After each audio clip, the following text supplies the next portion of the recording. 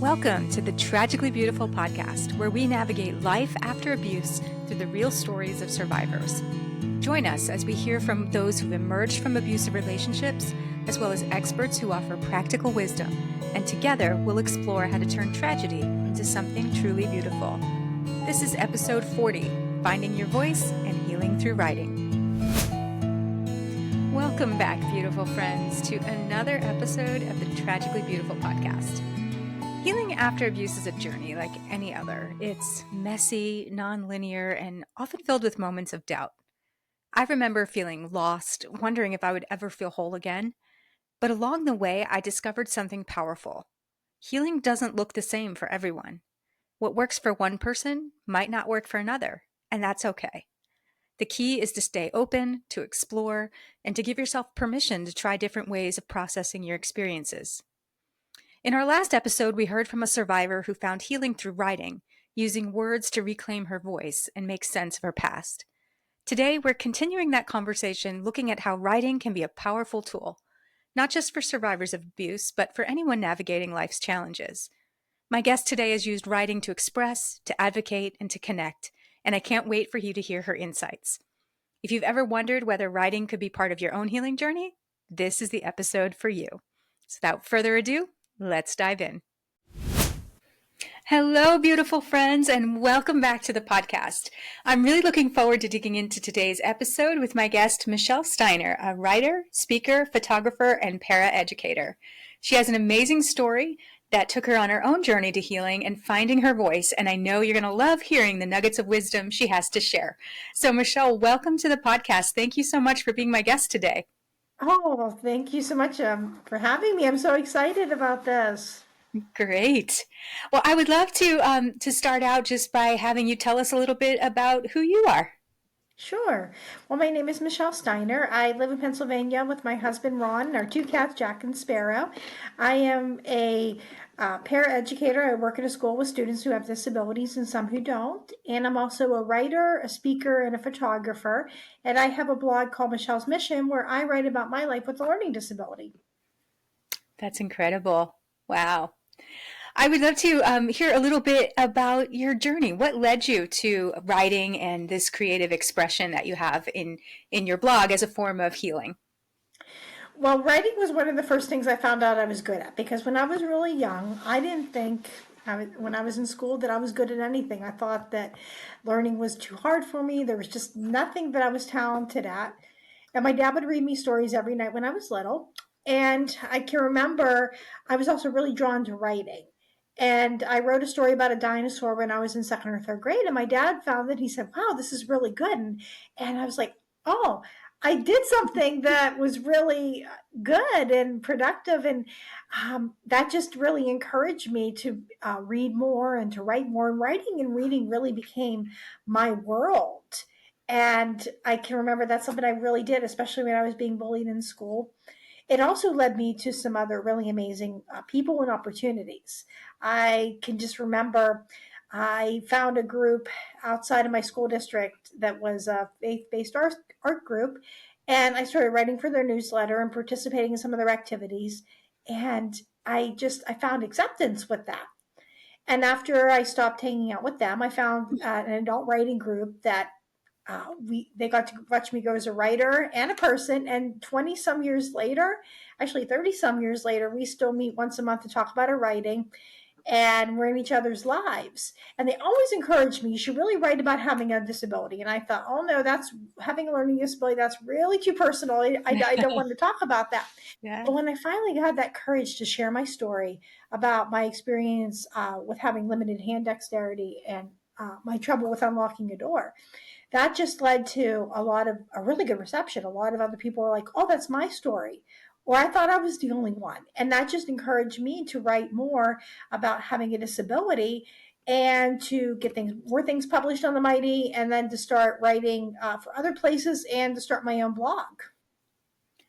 That's fantastic. I love this. I love this. And one of the things that we're really focusing on for the sake of the audience is looking at different modalities, different ways of Mhm. healing, different things we could do, and writing being one of them. I think writing can be very therapeutic, whether it's Mhm. journaling or writing a blog like you do, or any other form of writing, writing stories, anything I think can be Mhm. really, really powerful. So I would love to dig into that a little bit. How did you kind of push past your own limiting beliefs and find that healing really, or sorry, writing really was healing for you? One of the things, it was my place that I could express myself, and it's how I could feel things. I can also remember it's how I forgave other people. I remember I had someone that I knew that really did a lot of things that weren't very good whenever I was younger. And everyone's like, oh, you just need to forgive that person, or that's a relative, or something like that. And when I finally put it in the story and I said everything that I wanted to say to that person, I was able to heal. I was able to forgive her. And I was so grateful because I could have a relationship with that person because I got out what I was feeling and what I was thinking. And sometimes writing can be that way of expressing just maybe some things that maybe I really might be bothering me, or it's just, it gives me a voice that I can say what I want. Because a lot of time, and another thing too, is a lot of people look at me and they don't see that I'm disabled. People will tell me that. So this gives that light that I do have a disability and there are some things I can't do. There's some things I can do. And there's just some things I struggle with. And this gives me that voice to be able to talk about that. I think that that's really powerful, especially considering my audience of people who have survived abusive relationships or are currently in Mm-hmm. abusive relationships. A lot of times they don't feel like they have a voice. They don't feel like they're heard. Even if sometimes even if they're talking to their abuser, they're not heard, and those words aren't received. So I love what you said about this allowed you to be able to forgive that person because you were Mm-hmm. able to write it down and write down the things that you wanted to say and the things that you wanted her to hear, but in a very safe way. Yes, definitely. I think that, when we talk about healing, there are a lot of different modalities and things we can do. And obviously, healing or writing is just one of them. Mm-hmm. But, it's I think about the people who write things down, things that they want to release or whatever, and then burn the paper or whatever. It's I think that writing doesn't have to be something that anybody else ever sees. It could be just for you. Exactly. Right. And that's the thing too. I remember I attended a journal writing workshop, and sometimes maybe we didn't want to share everything, especially if it could be triggering to another person. But I remember the leader saying, whatever you have in between you and your journal is between the two of you. That's what you put in there. And sometimes that's the healing thing. And maybe I wouldn't read every single thing to somebody else for the better of the group, or just because some things are just way too personal. But that is something. And sometimes, and you're right, you can also tear it up, you can throw it away, you can burn the paper afterwards, as long as you find a way that you're able to get out what you're feeling. And I think that's just so important. So when was it in your journey? Because you kind of started in your childhood and how you were kind of looking at writing. How old were Mm-hmm. you, do you think, when you first started writing? Well, I can remember the very first story when I was in kindergarten.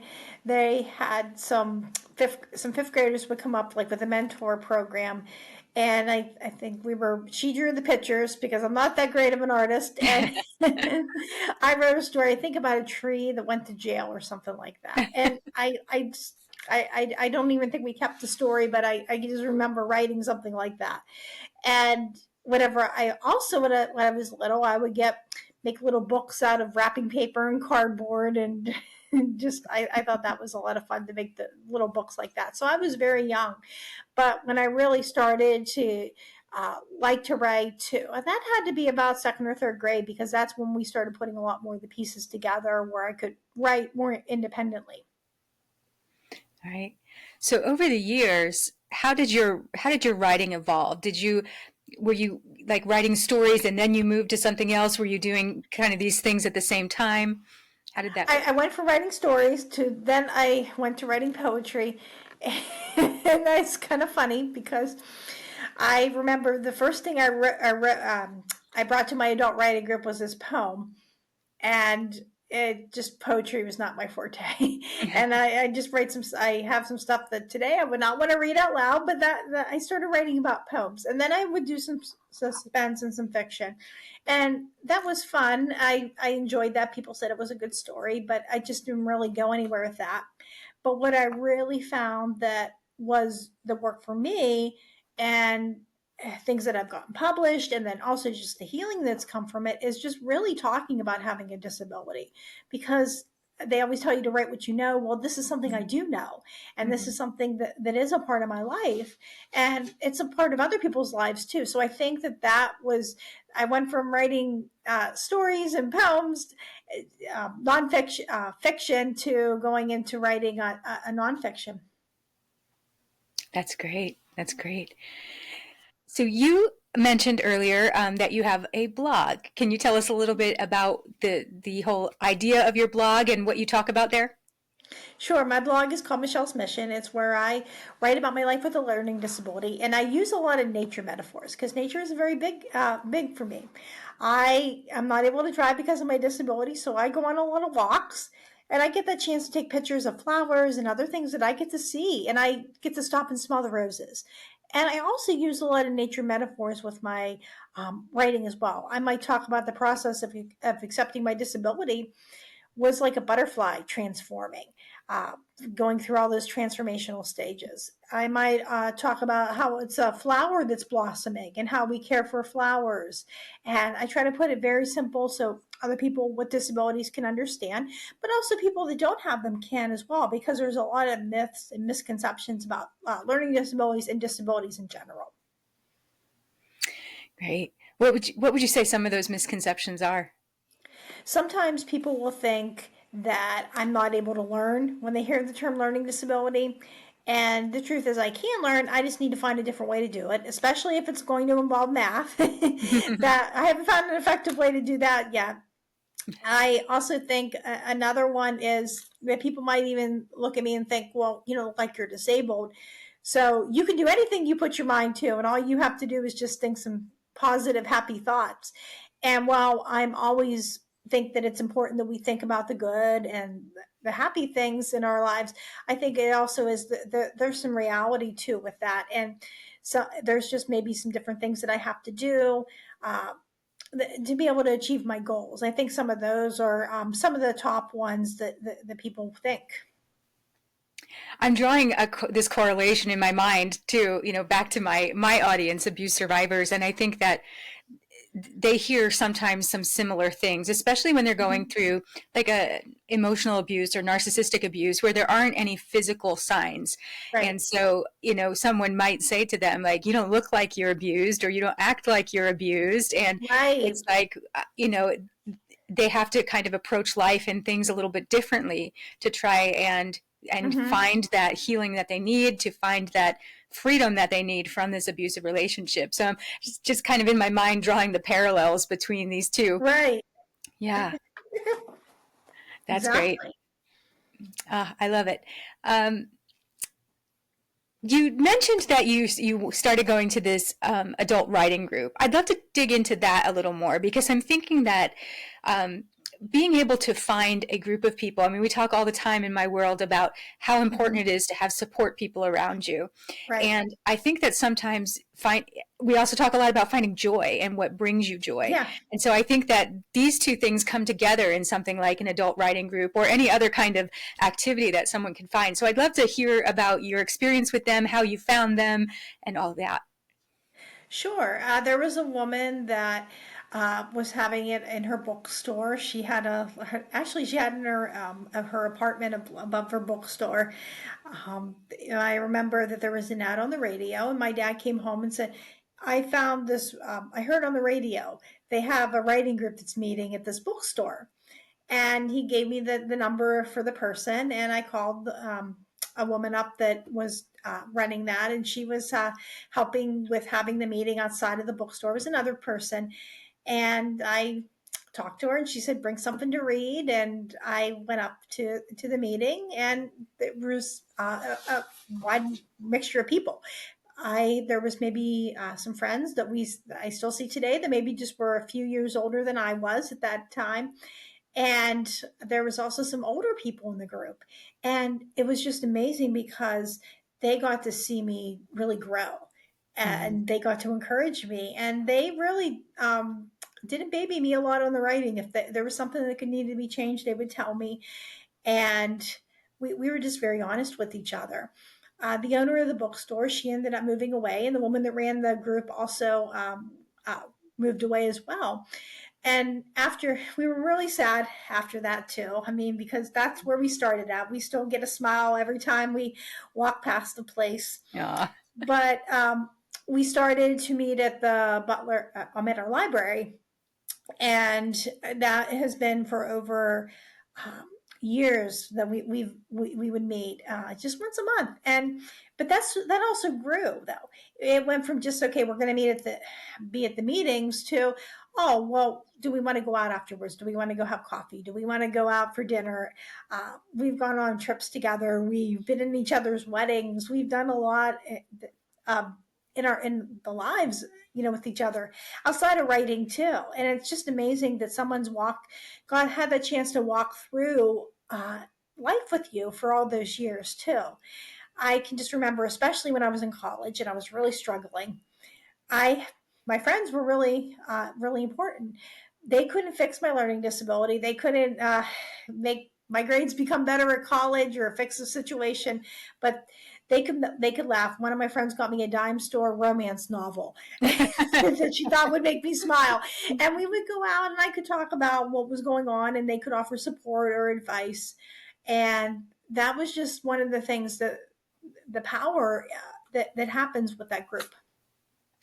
That was kind of exactly what I was hoping to hear, Yeah. because I think it's so important to, again, find community and to find Yep. support. So I love that this group was, it started out as a writing group, but it became so much more, and that you actually found Hmm. lifelong friends in these women that you would meet with. I think that's fantastic. Yep, definitely. What advice would you have for someone who feels like maybe they're not good at writing, but they want to use it? They like it, but they feel like they're not good at it and they want to use it for healing. I would tell them to definitely have a journal and to have some prompts where they just write about things and to answer that. And they don't have to ever share it with anybody else. They don't have to go out and go to an open mic, but I would encourage people to do that, even if they don't think that they're that good. That's why when we go to a writing group, we do learn how to do that. So, I mean, and if they want to take it to something like that someday, that's definitely an option. But I think the most important thing is to write, just to pick up that pen, just type on your laptop, but get those feelings out. And if writing is also not your way of doing it, that's okay too. Maybe you want to pick up a paintbrush and you want to paint. Maybe it's music. Maybe it's picking up a musical instrument, a guitar, a piano, or sitting down at the piano and playing. Some people really do that. Some people do that through singing. Other people, they might have some other ways to do it. Maybe they want to dance, or maybe they want to just like, I also love to work out too. And sometimes I can just go and be really frustrated and go run on the treadmill, or be on the elliptical, and then I can just get that frustration out. But I think it's less important how good the product is, but it's more important of that it's that process of getting out your feelings and your emotions. Oh, I think that's so important, so poignant too. And you actually just answered my next question, which was, what other creative therapies do you think others could work with? Last year on the podcast, I did an episode that was all about creativity and healing, which I'll link in the show notes to that episode as well. But it just thinking about healing as a creative process and how you get Mm-hmm. to decide how you move forward. And I love that with writing too, especially, it doesn't matter what you're writing, but like, especially if you wanted to delve into the world of fiction, and you get to create the world Yep. that you're Mm-hmm. that you want to develop, and these Yeah. characters. So I love the thought of using writing as a healing modality. So I want to go back to your blog for a second. So you talk about in there your learning disabilities and different things in there. How do you balance your the vulnerability of sharing your story with protecting your own emotional well-being? One of the things I have to do is I have to be comfortable with putting it out there. And if there's some things that I don't want to talk about and those are some boundaries, then I might write about it, but it does not go on online, and I don't put that out there. And I have that boundary with myself. But things that I am comfortable with sharing, that is definitely something that I will put out there. I'm also very careful. I don't use people's names. I don't use specific things about them. I might just do general information, such as a person told me or I heard this. Uh, Things that could be vague, but the story might carry that along. But I think it's just really important to know what you're comfortable sharing on, putting it out there on a blog or an article, and knowing what maybe you're just more comfortable with your journal. Right. How do you decide what your next blog post is going to be about? Theme related. I might do things like for winter or flower related, and I'll try to tie that in with a theme. But sometimes I will look up quotes. That's another big thing. I might look up a quote and think, oh, how do I do that? But sometimes just ideas come into my head that I didn't think about. I could be at work and I could maybe see a student that's struggling, or I can hear something maybe somebody says, and I'm like, oh, that might be an idea to write about. What do I think about something along those lines? And life itself sometimes can be um, that mode or that inspiration too, because I'm living in a world that really isn't designed for a person that has a disability. So there's a lot that maybe just might happen that I can write about. I love it. That's great. I had an experience with my own blog recently. Hmm. I was listening to a podcast and they said something about, the healing journey.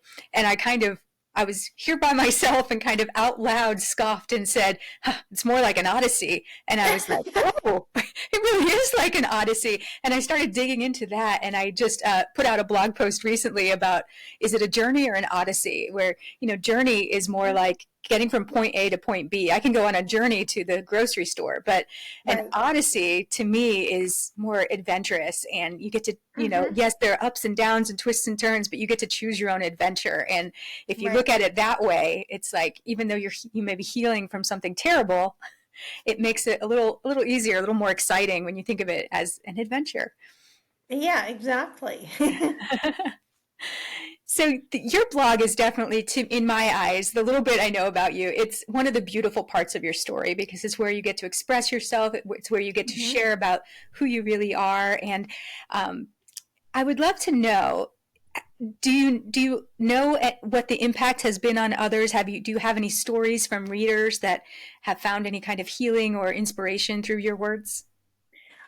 Sometimes I might get people that will say, "Oh, that's my story," or "I thought I was the only one that struggled with that." It wasn't with my blog, but it was on an article that I wrote before, and somebody told me, "Hey, I just want to let you know, I I thought I was the only one," and I shared this with my family on a three-way phone call of discussing your article, and I thought, "Oh, that was really interesting." That a lot of times people were talking about that.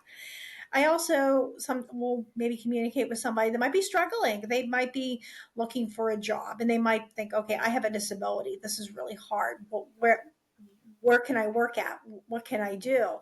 I also have had conversations where maybe people are struggling even at their jobs to be able to um, get cope with being that person that has the disability because it's not always easy to have that. So I have had people that have said, yeah, a lot of encouraging things. That's great. What would you say to someone that has been told that they can't do something because of their circumstances? I would really tell the person to think about maybe a way you can do something. Because I've had people that have told me that I couldn't go to college or I wouldn't most likely wouldn't be able to get my bachelor's degree. And I was able to do all of that. But what I needed to do was to be able to find a way to do it and to make some wise decisions. I knew being a certified teacher was not going to be the wisest course of action for me with taking tests and being certified. I'm a terrible test taker, but I knew I wanted to work with students. And I also knew anytime I encountered math or science, those were going to be really difficult things for me. So I made sure that I got a course that had the least amount of math and science possible, but it still had something I liked to do. I wasn't going into a trade school that I was encouraged to do because, oh, there's nothing else out there for me. I found something that I was interested in and I found a way to do it. So if somebody's telling you you can't do something, think about, is there a way that I can?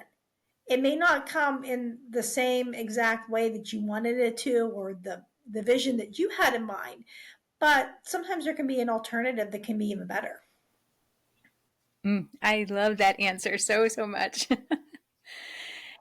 So, if someone is struggling to find their own voice, aside from writing, what do you think that they could do to find their voice? I think one of the things to be able to find your voice is just to look for the things in life that you can control and the things that you can't. I can't control what somebody's going to say to me about having a disability. I'm not able to control if somebody's not going to be understanding if I tell them that I can't do math, but I can control my own thoughts. I can, my own reactions. I can do that. And I think that that's the most powerful thing, if is defining your voice, is knowing what you can control, and just being able to have that courage to go out there and share your voice, and to choose your audience too, because not everybody is going to be understanding. Not everybody does know what it's like, but I think it's just really important to be out there and to share your story, and to with people that you can trust. I think that this is also um, pertinent to my audience again, Mm-hmm. which is of course why I invited you on, because I think that there are so many parallels between everything you're Mm-hmm. talking about and someone who's in an abusive relationship. Is there Right. anything you'd like to share directly with my audience of abuse survivors or people who are in an abusive relationship right now?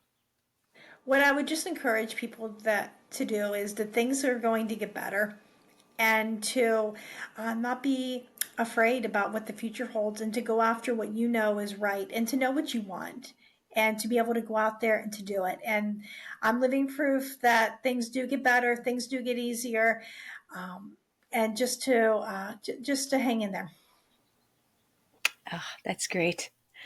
Well, I would love to, as we kind of start to wrap up a little bit, I would love for you to share with us what you're currently working on and where is the best place for people to find your blog and more about you.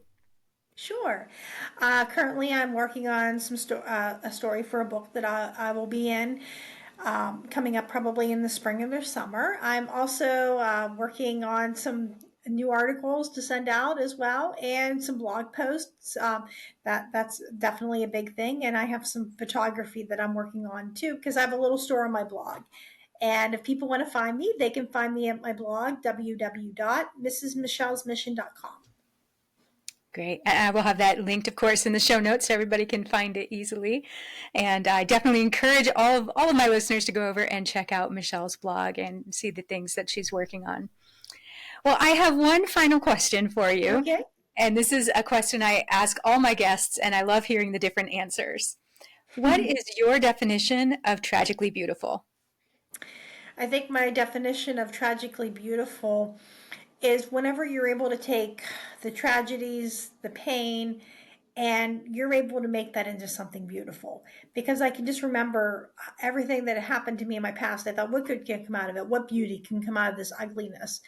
And what I found is that there's just so much beauty that has come out of that once I was able to go through and be able to process all that information, and to have a voice, that there's just so much beauty that came out of it that wouldn't have happened without it.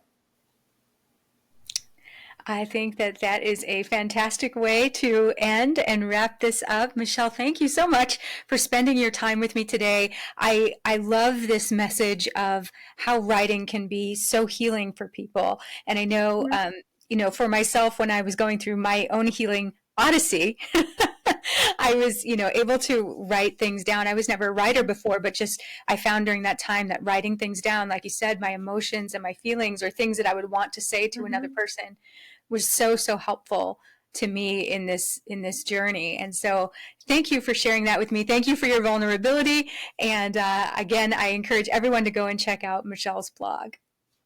Thank So you so much. It's been a pleasure, Kathy. Well, beautiful friends, as always, thank you so much for tuning in today. Michelle's story is a beautiful reminder that our voices matter, even when we feel unheard. Writing became her sanctuary, a space where she could process emotions, find clarity, and ultimately help others to do the same. If you've ever felt like you don't have a voice, let this be your sign to pick up a pen, type up your thoughts, or explore any creative outlet that allows you to express yourself. Healing is deeply personal, but as Michelle shared, it's also a journey that can bring unexpected joy, friendships, and new ways of seeing the world. I especially love how she found community in her writing group, proof that when we step into our authenticity, we attract people who truly understand us. And if writing isn't your thing, maybe it's painting, music, or movement. Whatever it is, let it be your safe space. Healing isn't just about overcoming pain, it's about reclaiming joy. Thank you again for being here today. If Michelle's story resonated with you, be sure to check out her blog, Michelle's Mission, linked in the show notes. And as always, if you found this episode helpful, please share it with someone who needs a little encouragement. If you liked this episode, please consider subscribing, writing a review, leaving a comment, sharing with a friend, or taking a screenshot of this episode and tagging us on Instagram at Tragically Beautiful Podcast. If you or someone you know might like to be a guest on a future episode, you can apply by going to tragicallybeautiful.me and completing the form. For any links or resources mentioned in today's episode, be sure to check the show notes. If you're currently in an abusive situation where you feel in physical danger, please find a safe place and call the National Domestic Violence Hotline at 1-800-799-SAFE. This number is included in the show notes in case you cannot write it down immediately. Finally, as a disclaimer, I'm not a doctor, psychiatrist, or any other form of medical professional. I am a health coach, but that's something completely different. I'm simply someone who has survived several abusive experiences, and I have stories I'm ready to share with the world in hopes that maybe even just one person can be helped. Anything you hear in this podcast is for informational purposes only. The Tragically Beautiful podcast is released each month, so be sure to subscribe so you can be notified every time a new episode is released. Until then, remember, you may have experienced tragedy, but it has made you tragically beautiful.